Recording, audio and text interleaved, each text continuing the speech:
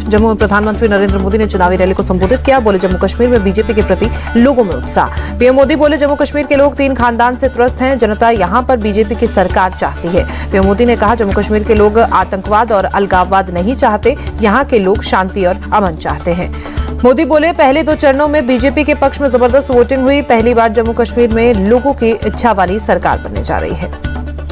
जम्मू में पीएम ने कहा पूरे जम्मू में एक ही नारा गूंज रहा है, जम्मू की यही पुकार आ रही है कि बीजेपी की सरकार।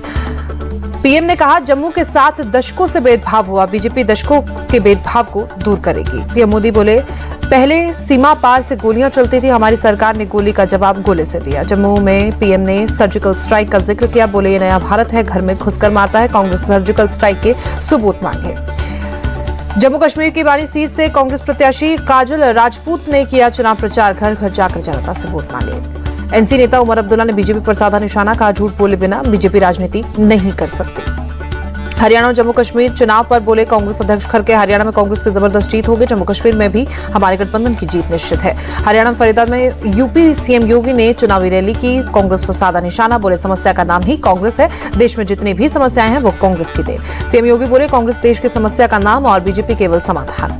हरियाणा चुनाव के लिए कांग्रेस का मैनिफेस्टो जारी, भूपेंद्र हुड्डा और अशोक गहलोत ने चंडीगढ़ के हाथ बदलेगा हालात नाम से जारी किया। घोषणा पत्र जारी करते हुए अशोक गहलोत बोले कांग्रेस जो वादा करती है उसे निभाती है, निश्चित रूप से हरियाणा में कांग्रेस की सरकार बनने वाली है। कांग्रेस ने हरियाणा में पुरानी पेंशन स्कीम बहाल करने का जिक्र किया है, महिलाओं को हर महीने 2000 रुपए देने और 25 लाख तक फ्री इलाज का भी वादा किया। हरियाणा के पूर्व सीएम भूपेंद्र हुड्डा बोले हरियाणा में कांग्रेस पार्टी को भी भारी समर्थन मिला, जनता ने कांग्रेस की सरकार बनाने का मन बना लिया। एमसीडी की स्टैंडिंग कमेटी के सदस्य के चुनाव पर बोली दिल्ली सीएम आतिशी, कहा यह देश संविधान और संविधान के अनुसार बनाए कानून से चलता है। सीएम आतिशी बोली बीजेपी लगातार संविधान की धज्जियां उड़ा रही है, कल गैर कानूनी चुनाव हुए उसमें एलजी और बीजेपी ने लोकतंत्र की धज्जियां उड़ाई। शिमला में देवभूमि संघर्ष समिति का विरोध प्रदर्शन, संजौली मस्जिद विवाद को लेकर सड़कों पर उतरे लोग। दिल्ली शाही ईदगाह के पास निर्माण कार्य फिर शुरू, डीडीए पार्क में लगनी है रानी लक्ष्मीबाई की प्रतिमा।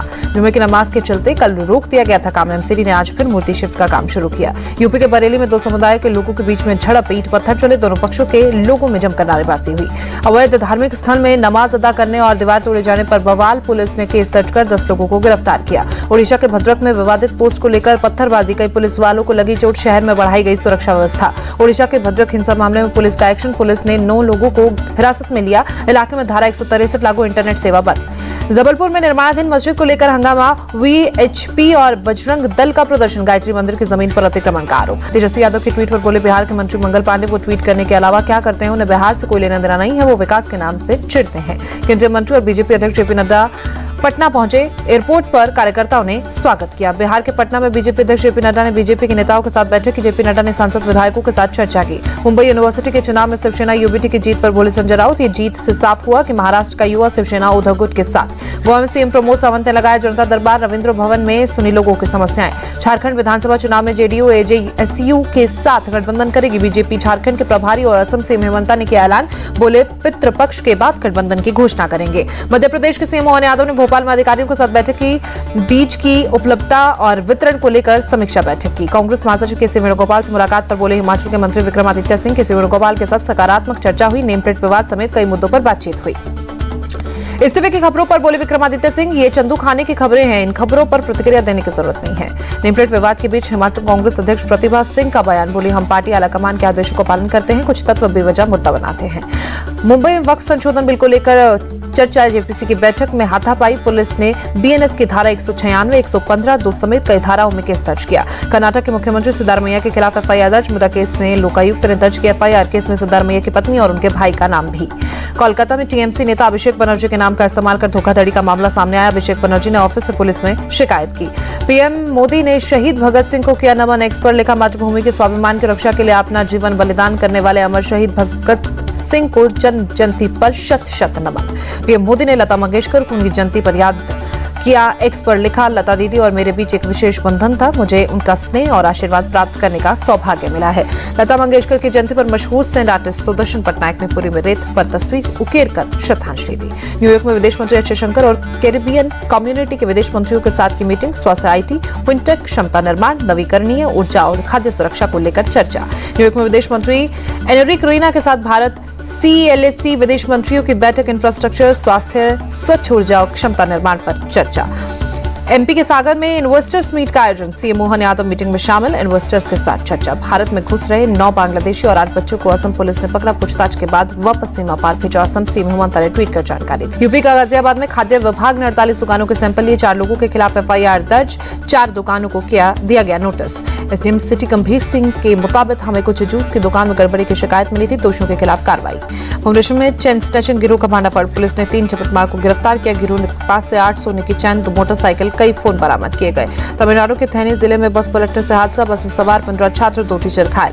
गुजरात के सोमनाथ में प्रशासन की बड़ी कार्रवाई, अवैध निर्माण पर चला बुलडोजर, कार्रवाई के दौरान इलाके में भारी संख्या में पुलिस बल तैनात। पश्चिम बंगाल के सिलीगुड़ी में विधान मार्केट में आग लगी, कड़ी मशक्कत के बाद आग पर काबू पाया गया। कांग्रेस के राष्ट्रीय सचिव अभिषेक दत्त ने दिल्ली के वॉकथॉन का आयोजन किया, बड़ी संख्या में शामिल हुए लोग। नेपाल में भारी बारिश के बाद कई नदियां उफान पर, मौसम विभाग ने बाढ़ की चेतावनी जारी की। बिहार के अररिया में बाढ़ की आशंका, नदी किनारे के गांव में जारी किया गया अलर्ट। नेपाल के तराई क्षेत्र में भारी बारिश की वजह से हालात बिगड़ने की संभावना। एमपी के उज्जैन में भारी बारिश के चलते बढ़ा शिप्रा नदी का जलस्तर, रामघाट पर स्थित कई मंदिर जलमग्न। एमपी के उज्जैन में एक दीवार गिरने से 2 लोगों की मौत, गंभीर रूप से घायल 2 लोगों को इंदौर रेफर किया गया।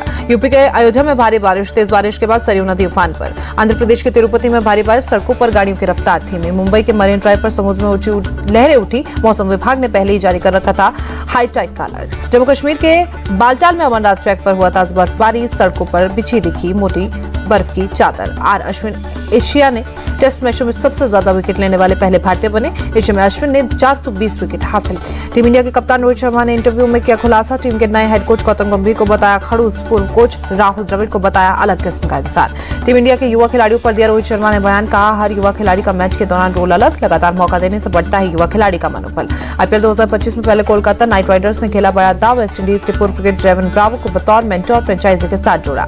आईपीएल में चेन्नई सुपर किंग्स के खेलते थे डेविन ब्रावो, पिछले सीजन में चेन्नई सुपर किंग्स के साथ बतौर गेंदबाजी कोच से जुड़े थे ब्रावो। केकेआर के साथ शुरू की नई पारी। ऑस्ट्रेलियाई ऑलराउंडर ग्लेन मैक्सवेल ने बॉर्डर गावस्कर ट्रॉफी से पहले आर अश्विन को रविंद्र जडेजा को लेकर अलर्ट किया, कहा आर अश्विन जडेजा को रोको, बीजीटी सीरीज को जीतो। ग्लेन मैक्सवेल ने एक इंटरव्यू में बताया भारतीय स्पिनरों के खिलाफ ऑस्ट्रेलियाई बल्लेबाजों को करनी होगी खास तैयारी, नवंबर-दिसंबर में बीजीटी सीरीज। ऑस्ट्रेलिया के ऑलराउंडर कैमरून ग्रीन चोट के कारण इंग्लैंड दौरे से बाहर, भारत के खिलाफ टेस्ट सीरीज खेलने पर भी सस्पेंस। भारतीय जैवलिन थ्रोअर नीरज चोपड़ा की चोट ठीक हुई, टोक्यो वर्ल्ड चैंपियन पर नीरज चोपड़ा की नजरें, अगले साल सितंबर में आयोजित होगी चैंपियनशिप। इंजरी से ठीक होने के बाद नीरज चोपड़ा ने कही बड़ी बात, कहा अगले सीजन में भारत के लिए पेश करूंगा दावेदारी, बड़े टूर्नामेंट से करूंगा वापसी।